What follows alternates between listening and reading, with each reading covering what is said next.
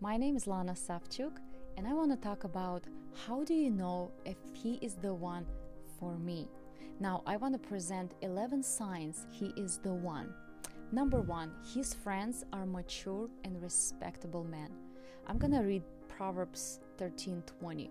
Whoever walks with the wise becomes wiser, but the companion of fools will suffer harm. 1 Corinthians 15:33, it says, "Do not be deceived, bad company ruins good morals." We all know this saying that show me 5 closest friends of yours and I will tell you who you are. And guess what? That is actually true. You can tell a lot about a person by the people they associate with. Do you admire his friends? Are they good, godly men who will encourage your potential future husband to be upright and godly, or not? Are they immature, lazy, foolish, worldly, or untrustworthy? If you don't trust his friends, be on guard, because most likely he is just like them. Okay? However, if he has wise friends, if you can look at his friends and you can respect them, you can be secure that he is most likely just like them. Number 2, your close friends and family approve of him. Now, we know that your family and friends will not make a decision for you. You must do that. But we must be wise enough to listen to advice of people that we look up to and we respect for their advice. In Proverbs 11:14 it says, "Where there is no guidance, a people's fall, but in an abundance of counselors, there is safety." It's very important to get advice from people that you love, because many times when you're in a relationship, you wear these pink glasses, infatuation, and it's very easy to miss those red flags that are very important. And people that are outside of that, they will see more clearly. Maybe they will notice some character flaws, some very important character flaws that you overlooked, and they will be able to tell you. Number 3, he is kind to those around him. 1 Corinthians 13:4-5, it says, "Love is patient and kind. Love does not envy or boast. It is not arrogant or rude. It does not insist on its own way. It is not irritable or resentful." Is he kind and caring to you, his family, friends, and people that he interacts with?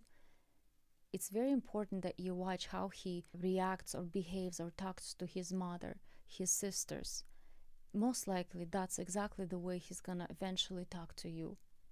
Does he anonymously give to the poor and needy people? Is he kind to the waiter or waitress? Or he becomes very irritated, talks down on those people, or complains excessively? Is he willing to help his friends when they are in need? Does he treat you with tender care, even when you guys disagree? Those are the things that you have to look out for. Kindness is an incredibly important character trait in a man. You want to spend the rest of your life with a man who is kind to you, who is kind to your family. That's very important. Number 4, he doesn't change depending on who he is around. And this is big as well. Titus 2:7, it says, "Show yourself in all respects to be a model of good works, and in your teaching show integrity and dignity." Is he the person around you? Is he the same person around you as he is around other people? Here are some signs to watch out for. He acts differently around certain friends in a way that makes you feel insecure.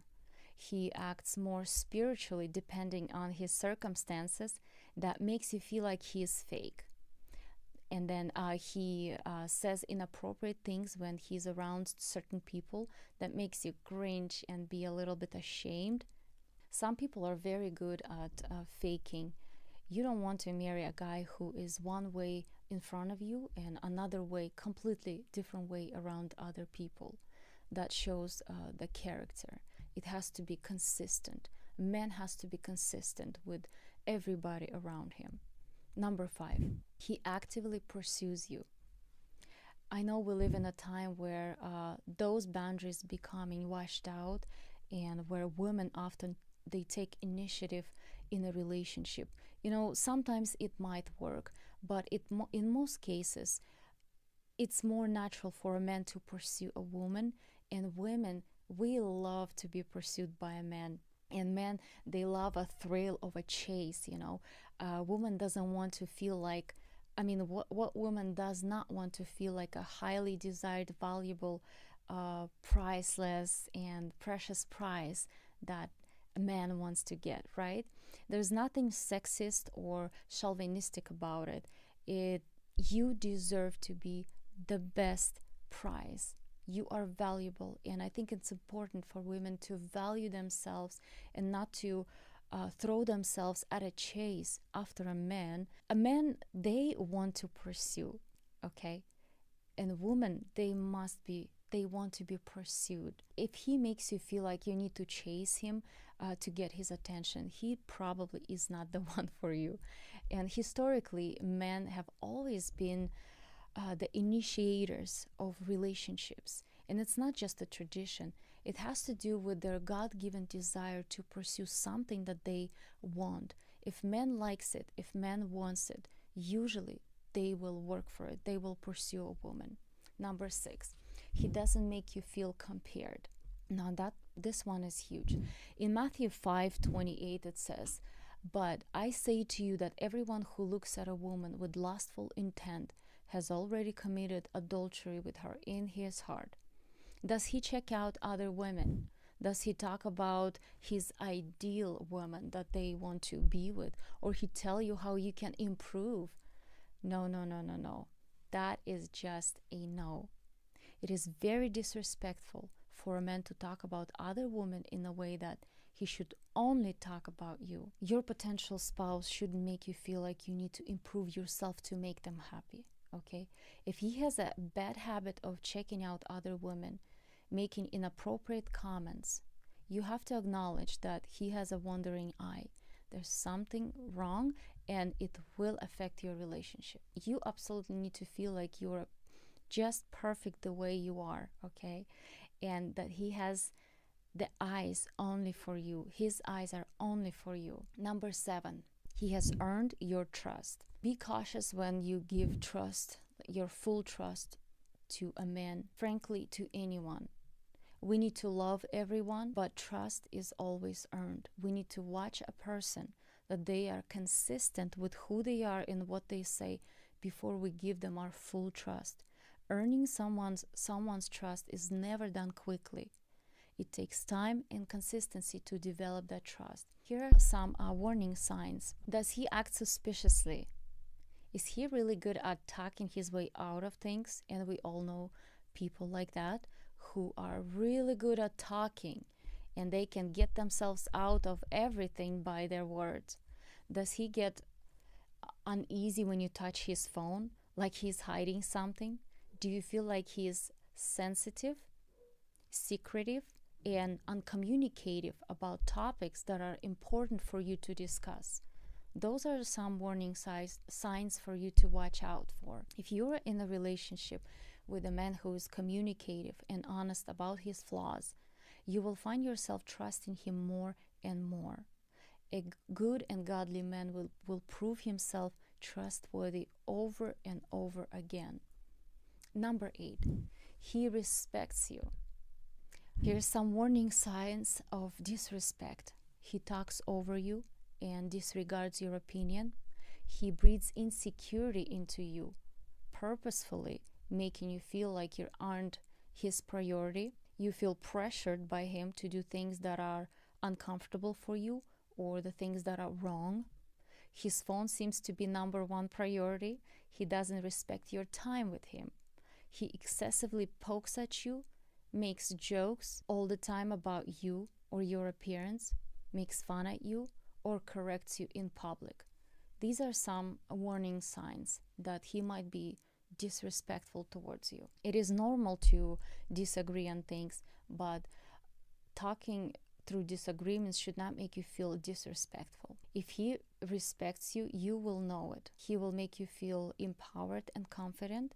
He will be proud of who you are. He will support your goals. He will respectfully discuss your guys' differences, listen to your opinion, and not make you feel ignored or wrong all the time. He will never try to convince you to do something you're uncomfortable doing or something that's immoral or ungodly. Okay? Sign number 9. His actions speak louder than his words. Okay? Jeremiah 9:23. It says, "Let not the wise man boast in his wisdom, let not the mighty man boast in his might, let not the rich man boast in his riches." And John 3:18 it says, "Let us not love in word or talk, but in deed and in action." He doesn't need to tell you that he is a good man, that he's a hardworking man. His actions should show that. You will see it very quickly and very clearly by his actions. Actions always speak louder than words. If you notice that he's always bragging and he's conceited, be very careful. Sign number 10. He's 100% secure in his faith in God. In Hebrews 11:6 it says, "And without faith it is impossible to please him. For whoever would draw near to God must believe that he exists and that he rewards those who seek him." And 2 Corinthians 6:14 it says, "Do not be unequally yoked with unbelievers, for what partnership has righteousness with lawlessness, or what fellowship has light with darkness?" If the man is not secure in his walk with the Lord, in his faith in God, you do not want to marry that guy, okay? He must be secure in his faith in Christ. I don't know, we need to talk about the fact that if he is not Christian, we shouldn't even date people like that, because we should date in the Lord only, according to the Word of God. Number 11, he is secure in who he is. Ephesians 4:14 it says, "Then we will no longer be infants, tossed back and forth by the waves and blown here and there by every wind of teaching and by the cunning and craftiness of people in their deceitful schemes." You do not want to marry a wishy-washy man who is easily influenced by the people around him. He must be secure not only in God, but also in who he is in the Lord. You want to marry someone who is steady, who is consistent, a wise man with leadership abilities. And lastly, my advice to you, women, ladies, if you have a desire to marry, pray about it.